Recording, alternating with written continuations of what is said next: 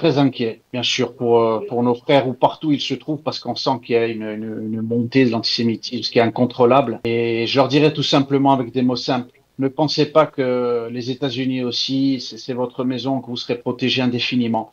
Les choses peuvent malheureusement basculer très très vite, comme on a pu le voir dans notre histoire. Je vais leur dire tout simplement que s'ils ont la possibilité de venir nous rejoindre en terre d'Israël, c'est leur maison, c'est leur patrie.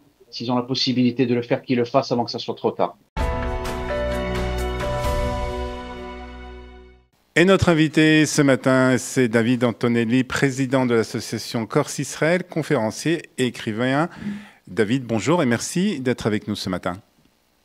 Bonjour Olivier, bonjour à tous. Alors, on va faire un petit tour de l'actualité de la semaine, si vous voulez bien, une actualité avec pas mal de choses, surtout cette affaire dont on a beaucoup entendu parler avec des rebondissements. Pas la peine de regarder Netflix, hein, il suffit de suivre l'actualité israélienne pour avoir comme ça des rebondissements. On va parler bien sûr de cette affaire de la procureure générale de l'armée. D'abord, première question, quel regard vous portez sur cette affaire? Je porte un regard bien évidemment très critique et surtout dans le contexte, comme on le sait. Depuis 2 ans, nous sommes déjà dans notre configuration. La configuration, l'État d'Israël. On sait que on est un État qui se situe au Moyen-Orient, qui est entouré d'ennemis, avec une histoire particulière, avec un contexte particulier. Et d'autant plus depuis le 7 octobre. Nous étions en guerre sur 7 fronts. Donc, nos soldats, bien entendu, ont payé le prix fort de cette guerre à Gaza. Et on a perdu des centaines et des centaines de soldats. Alors, j'ai été choqué et en colère, bien entendu, lorsque j'ai entendu cette histoire. Je me suis dit, comment c'est possible à un moment donné, lorsqu'on est en guerre, peu importe les divergences que nous pouvons avoir, mais comment jeter en pâture comme ça nos soldats, ces jeunes qui sont en première ligne, qui vont mourir pour nous, sur une affaire d'une gravité extrême. Parce que, comme vous le savez, Olivier, vous avez vu les retombées, Ouais. et surtout, il s'agit d'Israël, de Tsahal. On sait ô combien nos ennemis dans le monde entier vont se saisir et vont se jeter sur une affaire qui a pris énormément d'importance ici pour la faire grossir et Ouais. mettre la lumière là-dessus. Et puis voilà, mais, finalement, Ouais. Benjamin Netanyahu a parlé d'attentat médiatique, hein, le plus important de l'histoire de l'État d'Israël. tout à fait, un véritable attentat médiatique. Alors, quelles sont les motivations? C'est là où on peut s'interroger, parce que, bien entendu, déjà, il y avait une dangerosité pour l'État d'Israël, dans sa structure globale, pour notre État démocratique, pour nos dirigeants et pour nos soldats, tout d'abord. Quel était le but de quelque chose qui se passe en guerre, à un moment donné, d'aller et de diffuser une vidéo, et surtout, moi, ce qui m'a choqué, c'est que, on revient dessus, c'est important encore de le préciser, c'est qu'elle a menti, devant les juges, cette Ouais. procureure. Oui, il y a Donc là, beaucoup de choses, hein, il y a beaucoup de choses, David. Peut-être qu'on essaye de bien comprendre. D'abord, concernant les soldats, si les soldats, on ne sait pas encore exactement ce qui s'est passé, puisque visiblement, en plus, le terroriste, le palestinien, le détenu palestinien terroriste a été renvoyé à Gaza. Donc, on ne saura peut-être pas vraiment la vérité sur ça. Si tout de même, et ça c'est une question quand même qu'il faut se poser, si les soldats se sont mal comportés avec lui et ont fait des choses qu'on ne doit pas faire même en temps de guerre, vous pensez quand même qu'ils doivent être punis? je vais vous dire, Olivier, ce que j'en pense. Vous savez, comme on le sait, on a eu différentes affaires depuis des années, et on peut les citer. Il y a des procédures dans ce pays. Il y a un tribunal militaire. Il y a des choses qui doivent être réglées en interne. C'est ça. Là où surtout où c'est grave, c'est qu'on est sorti de quelque chose qui devrait se régler en interne au sein même de Tsahal, avec un tribunal militaire, éventuellement, comme ça se passe dans toutes les armées du monde, voir est-ce qu'il y a eu une faute professionnelle, est-ce qu'il y a eu un dérapage, est-ce que là, il n'y a pas de problème là-dessus Okay. de discuter, de faire les choses en privé. Mais là où c'est grave, c'est que justement qu'on a pris quelque chose sans avoir en plus les résultats, comme vous l'avez évoqué, de cette enquête et de cette affaire qui est, à l'heure où on parle, on n'en sait rien, c'est de faire exploser ça. quand on sait l'antisémitisme qu'il y a dans le monde et les retombées que cela peut avoir pour Israël au niveau médiatique en temps de guerre, là, c'est quelque chose de très, très grave. Et là, pour le coup, c'est elle, justement, j'espère qu'il va rendre des comptes parce que Oui. ce qu'elle a fait est extrêmement grave. Est-ce que vous pensez, c'est une question qu'on peut se poser après, mais c'est une question qu'on se pose depuis si pas mal de temps. Est-ce qu'on peut avoir encore confiance dans le système juridique israélien après ce qui s'est passé avec la procureure générale de l'armée? Moi, vous savez, mon sentiment, Olivier, c'est que il me semble quand même que dans ce pays, nous avons un problème dans ce qu'on appelle les hautes sphères, euh, où il me semble quand même, un certain groupe de personnes. On a l'impression qu'ils veulent et qu'ils pensent finalement être les maîtres de la démocratie en Israël.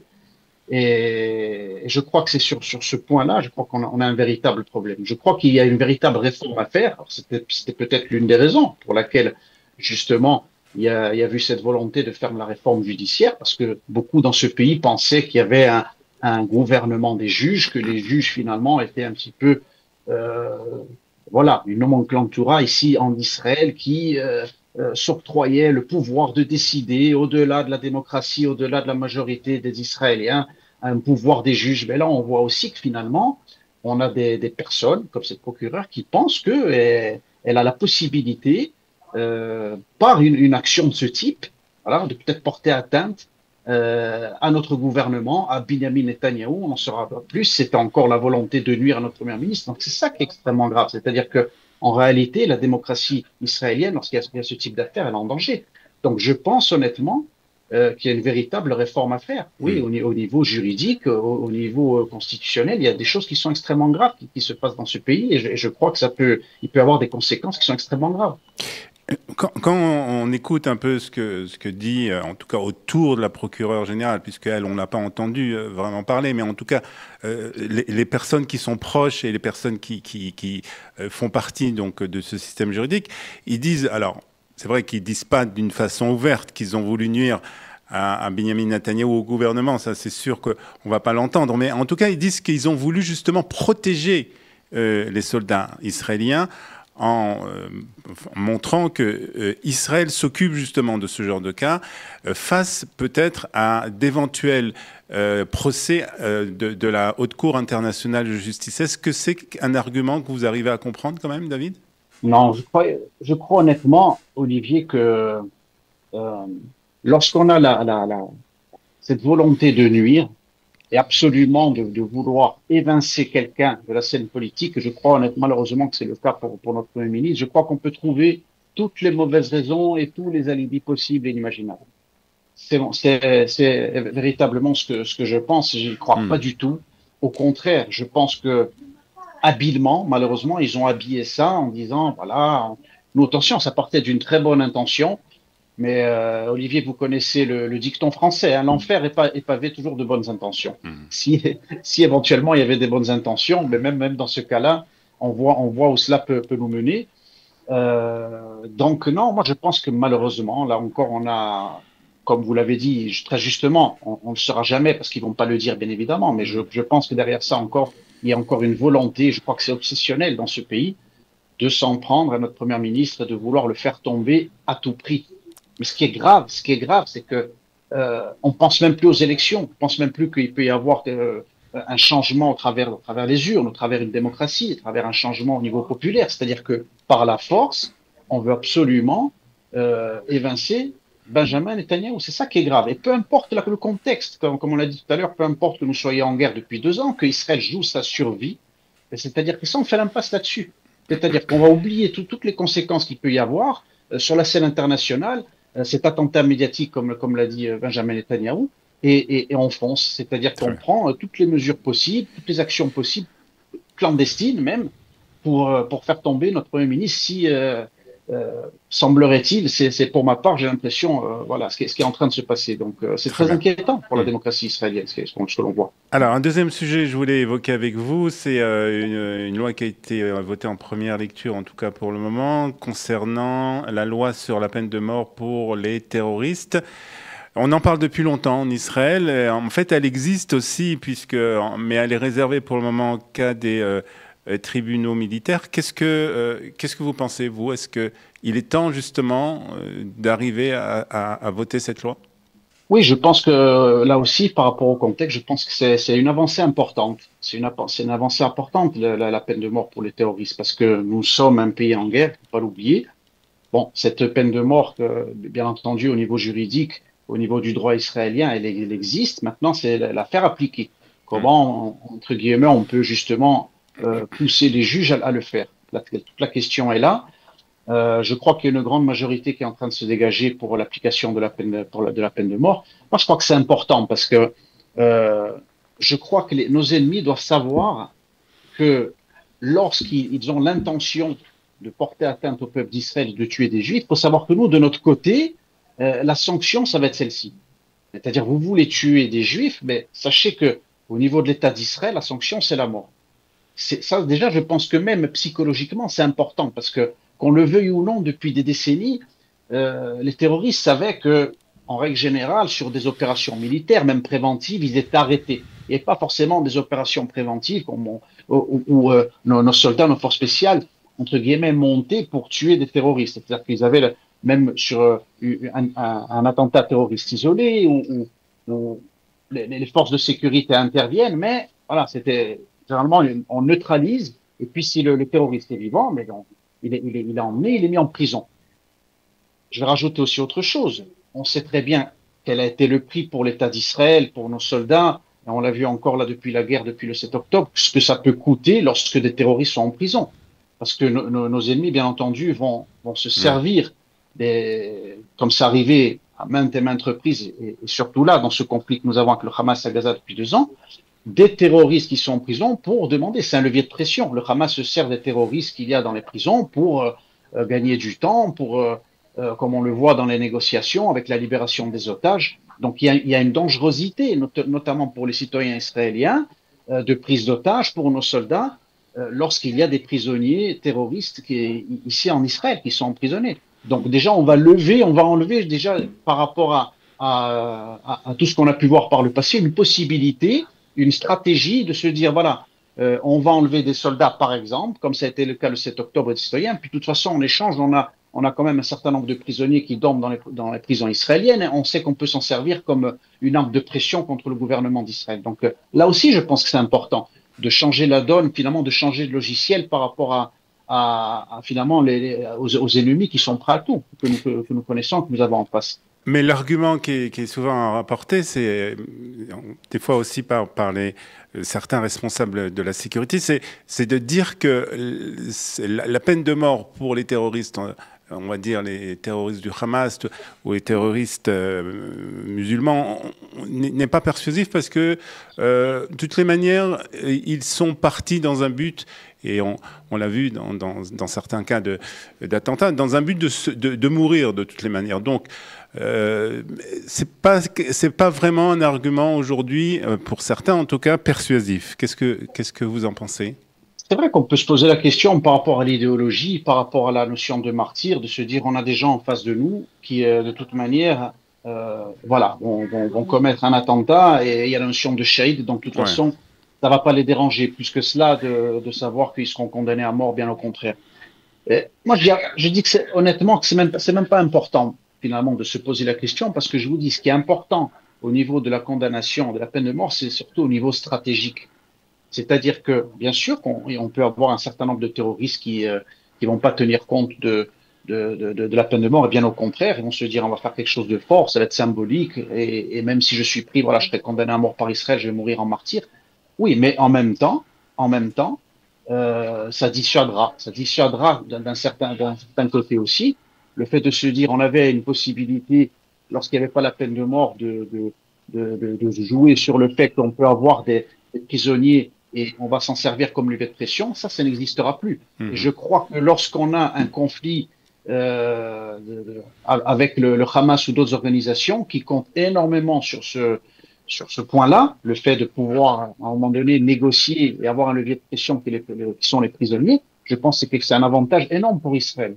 Et ça peut dissuader peut-être un certain nombre de terroristes, non, mais ça peut en dissuader d'autres. parce qu'ils sont peut-être pas tous euh, djihadistes dans leur tête, on va dire, du fait que la notion de martyr pour eux dépasse tout. Il peut y avoir chez eux aussi des gens qui préfèrent quand même être Ouais. arrêtés et aller en prison plutôt que d'être condamnés à mort. Donc, il ne faut pas rentrer dans ce calcul. Je crois que c'est un atout important et il faut saisir cette opportunité.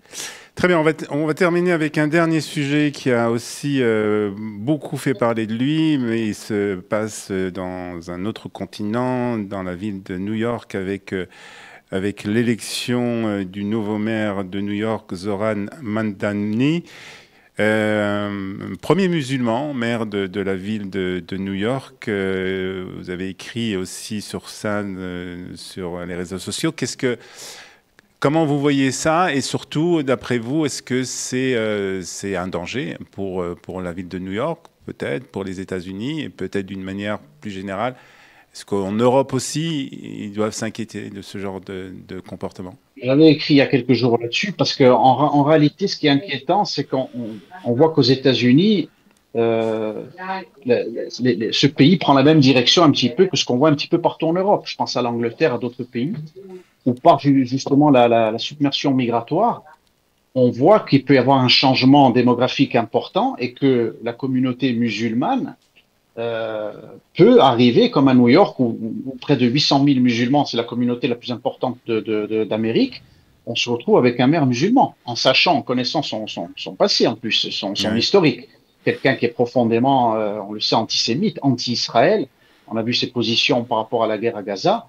Donc c'est très, très, très inquiétant. C'est très inquiétant parce qu'on voit que il peut y avoir des pays en Europe, même aux États-Unis, où il y a eu une histoire, il y a un passé.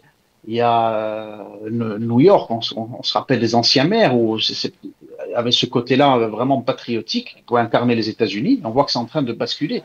Donc ça, c'est inquiétant, non seulement pour les États-Unis et pour l'Europe occidentale, c'est-à-dire pour nos valeurs communes, mais nous aussi par rapport à Israël. Parce que, en réalité, comme je dis toujours, les États-Unis, c'est vrai que c'est un allié historique.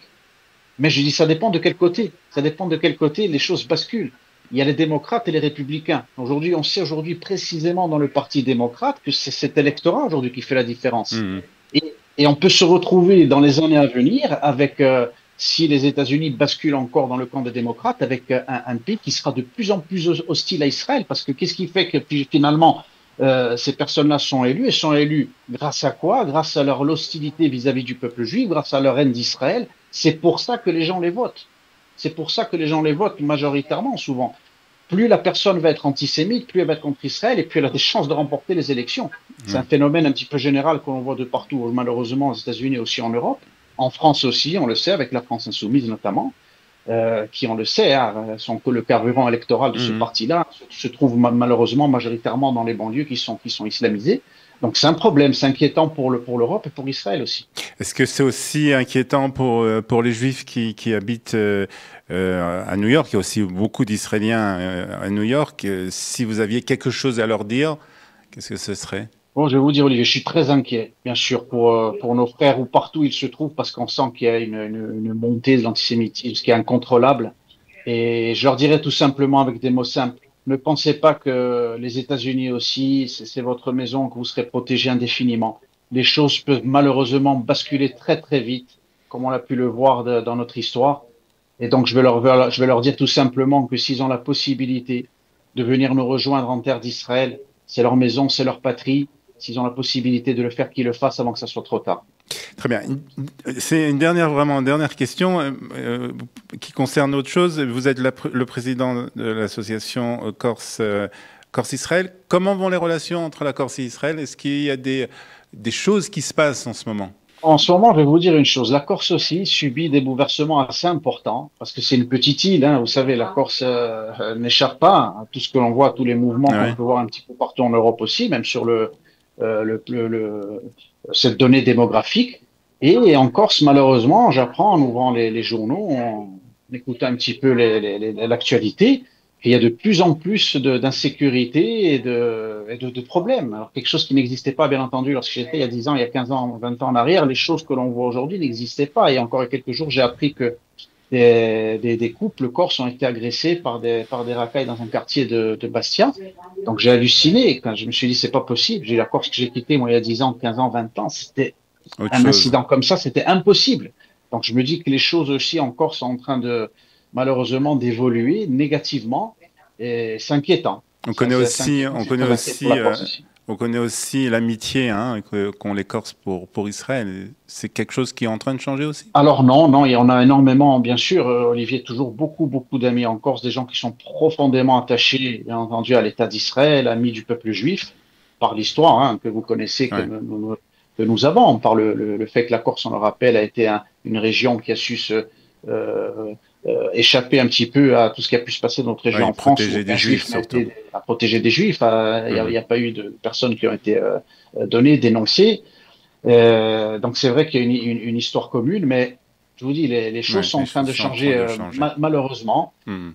donc par un bouleversement un petit peu démographique. Il faut espérer que les choses restent telles qu'elles sont et qu'on garde bien entendu nos amis en Corse, ils sont très nombreux à nous soutenir et à être du côté d'Israël. Très bien. Merci beaucoup, David Antonelli, président de l'association Corse-Israël, conférencier, écrivain. Merci d'avoir été avec nous aujourd'hui sur Studio Calita. Avec plaisir.